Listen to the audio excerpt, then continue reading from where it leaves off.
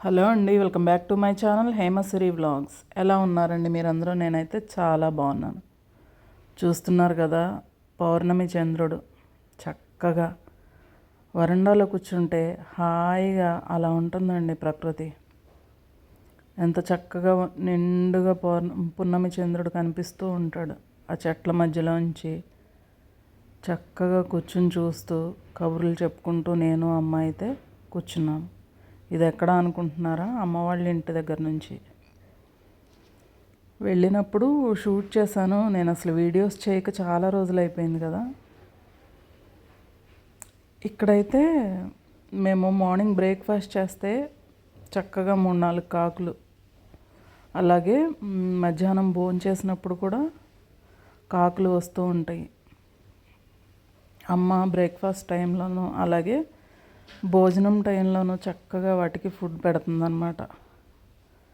అవి చక్కగా బ్రేక్ఫాస్ట్ టైంలో అయితే మేము అవి అందరం కలిసి కూర్చుని చక్కగా భోజనం చేస్తాం. మేము కూడా అక్కడే కూర్చుని తింటూ ఉంటాం అనమాట, ఆ గుమ్మం ఎదురుగుండా.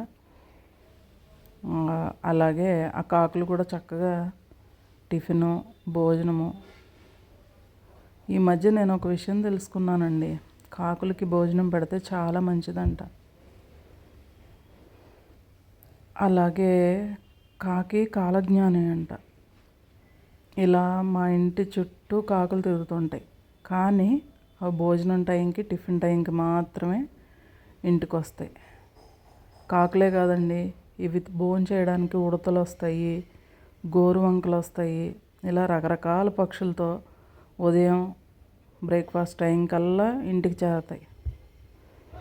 ఇవన్నీ చూస్తూ ఉంటే చక్కగా చాలా రోజుల తర్వాత ఊరు వెళ్తామేమో, ఇవన్నీ చక్కగా హాయిగా అనిపిస్తూ ఉంటాయి అన్నమాట.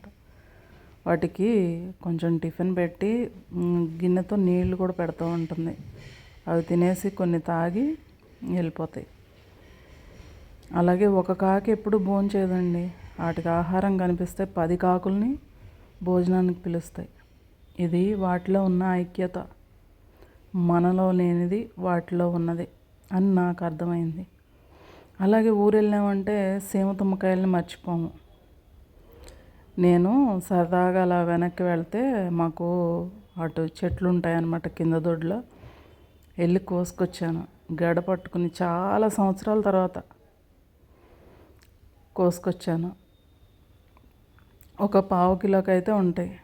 మన దగ్గర అయితే ఒక 50 రూపీసో లేకపోతే ఎంతో పెట్టి కొనుక్కోవాలి. చక్కగా ఫ్రెష్గా తెంపుకొచ్చుకుని నేనైతే ఈరోజు బ్రేక్ఫాస్ట్ స్కిప్ చేసేసి శుభ్రంగా అవి తినేసాను. వీటిల్లో చాలా మంచి పోషక విలువలు ఉంటాయంట. చిన్నప్పుడైతే సమ్మర్ హాలిడేస్ ఇస్తే గెళ్ళ పట్టుకుని సేమతుమ్మ చెట్ల దగ్గరికి వెళ్ళి చక్కగా కోసుకుని మధ్యాహ్నం పూట స్నాక్స్ మనకి ఇలాగే ఉండేవి, ఇలాంటివే. ఇదొక వ్యాపకంలాగా ఉండేది.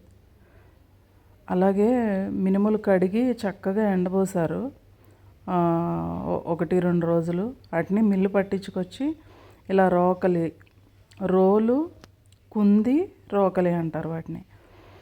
ఇలా రోకలతో దంచుతారనమాట. దంచి వాటి ముక్కులు చెరిగేసి చక్కగా మినపప్పు తయారు చేస్తారు. అప్పుడు మనకి ముక్కులన్నీ తీసేయడం వల్ల చాలా ఈజీగా మినపప్పు కడుక్కోవచ్చు. అలాగే మనం ఒక 2 వంపులు పెట్టేసుకుంటే చక్కగా పోతుంది పొట్టు. ఎప్పుడైనా సరే మినపగుళ్ళు కన్నా మినపప్పు వేసుకుని ఇడ్లీ కానీ దోశ కానీ చేసుకున్నాము అంటే అవి చాలా మృదువుగా సాఫ్ట్గా వస్తాయండి. అందుకని ఊళ్ళల్లో చాలామంది పొట్టుపప్పుని ప్రిఫర్ చేస్తారు. ఒకరోజు మా ఇంట్లోకి చేస్తే ఒకరోజు మా మెయిడ్ కూడా మాకు హెల్ప్ చేస్తుంది. తను కూడా తెచ్చుకుంటుంది అనమాట. చక్కగా తను కూడా చేసుకుంది. అలాగే పచ్చళ్ళు కూడా అలాగే చక్కగా తను కూడా అమ్మ చేస్తే బాగుంటాయని చెప్పి అన్నీ తెచ్చుకుంటుంది, చక్కగా పట్టించుకుంటుంది అనమాట. అమ్మ చెప్తే తను చేసుకుంటూ ఉంటుందన్నమాట.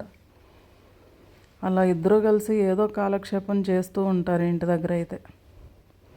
ఇలా ఆ పొట్టుని దంచేసిన తర్వాత జల్లిచ్చేసి చెరుగుతారు. అప్పుడు నీట్గా ఇలా పప్పు అనేది రెడీ అయిపోతాయి. వీటిల్లో సన్న ముక్క ఎక్కడా ఉండదు. ఆ ముక్కు లేకపోతే ఈజీగా క్లీన్ చేసుకోవచ్చు.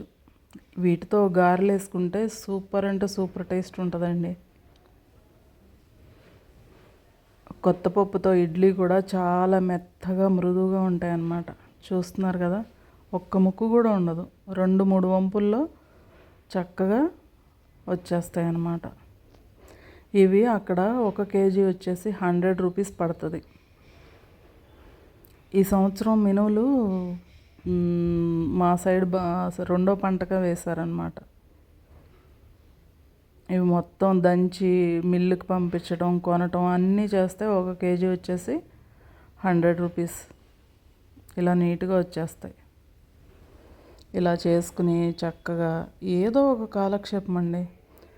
ఎండుమిరపకాయలు తెప్పించుకుని చక్కగా బట్ట పెట్టి తుడిచేసి ఎండబెట్టి అవి కూడా చక్కగా మిల్లుకు పంపించి కారం ఆడించుకుంటాం.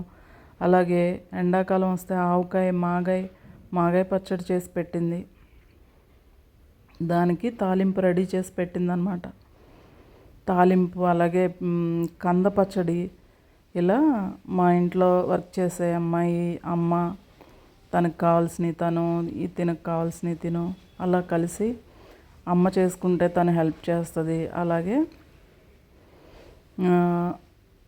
తను చేసుకుంటుంటే అన్నీ అమ్మ చూపిస్తుంది అన్నమాట. చక్కగా తనకి అమ్మ చేసిన పచ్చళ్ళు చాలా టేస్టీగా ఉన్నాయని చెప్తుంది. నిజమేనండి, ఎప్పుడైనా సరే మాకు ఊరు నుంచే పచ్చళ్ళు వచ్చాయి. అమ్మ చేతితో చేస్తే ఏదైనా కమ్మగా ఉంటుంది. అలాగే ఇవి చూస్తున్నారా, ఇవి చీపుళ్ళు. ఎండాకాలం కొబ్బరి మట్టలో కిందకి రాలిపోతూ ఉంటాయి అన్నమాట. ఆ రాలిన కొబ్బరి మట్టల నుంచి చీపులు తయారు చేసుకుంటారు. సంవత్సరం అంతా నిల్వ ఉంచుకుని వాటిని వాడుకుంటారనమాట. ఆ కొబ్బరి మధ్యాహ్నం పూట ఖాళీగా కూర్చోరు, ఆ కొబ్బరిలు చక్కగా తీస్తారు. నేనైతే చాకుతో తీస్తూ ఉంటాను, అమ్మ అయితే కత్తిపెట్టి పెట్టుకుని తీస్తుంది. ఏ రోజు ఖాళీ అనేది ఉండదండి పల్లెటూరులో.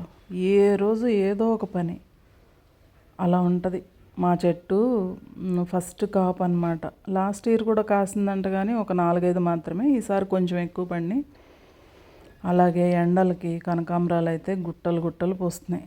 2 మూరలు 3 మూరలు అవుతున్నాయండి చక్కగా.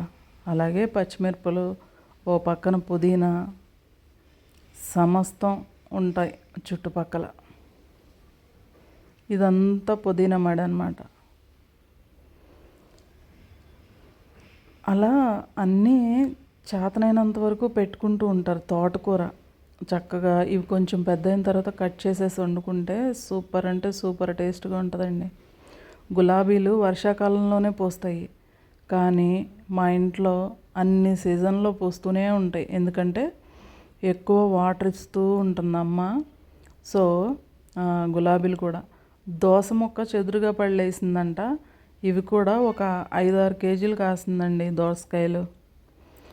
కాస్తే అందరికీ తలో ఒకటి చక్కగా సైజు కూడా పెద్దగా వచ్చినాయి. ఒక 1/2 కేజీ పైన, 1/2 కేజీ అట్లా అందరూ ఒకరికొకరు పంచుకుంటూ చక్కగా వాళ్ళ ఇంట్లో పండినవి వీళ్ళకి, వీళ్ళింట్లో పండినవి వాళ్ళకి. అలాగే గోగునారు, బంతినారు చక్కగా నీళ్ళు చల్లేసరికి వచ్చేసినాయి. పల్లెటూరు అంటే చూసారు కదా, కోతులు, కొండముచ్చులు. మాకు అక్కడ చావిడి ఉంటుంది అనమాట. ఆ చావిట్లో చల్లదనం కోసం ఈ కోతులు అయితే చాలా అంటే చాలా వస్తున్నాయండి. ఒక్కొక్కటి వచ్చినాయి అంటే ఒక 1/2 డజను పిల్లలతో సహా వస్తాయి. ఫ్యామిలీ వచ్చేస్తాయి. చూసారా, వాటిని మనం ఏమన్నా అంటే మీద కురుకుతూ ఉంటాయి అన్నమాట. చక్కగా కాలక్షేపం చేసి పిల్లల్ని ఆ చావిడి నీళ్ళలో ఆడించుకుని, ఆ రోజైతే అవతల దొడ్లో అరటిగెల ఉందన్నమాట. ఆ అరటికాయలన్నీ కోసుకుని తిని సాయంత్రం వరకు చక్కగా మా సావిట్లో పిల్లల్ని ఆడించుకుని హ్యాపీగా ఎంజాయ్ చేసి వెళ్ళిందనమాట. అంతేనండి, ఇవే పల్లెటూరు ముచ్చట్లు అంటే ఇలానే ఉంటాయి.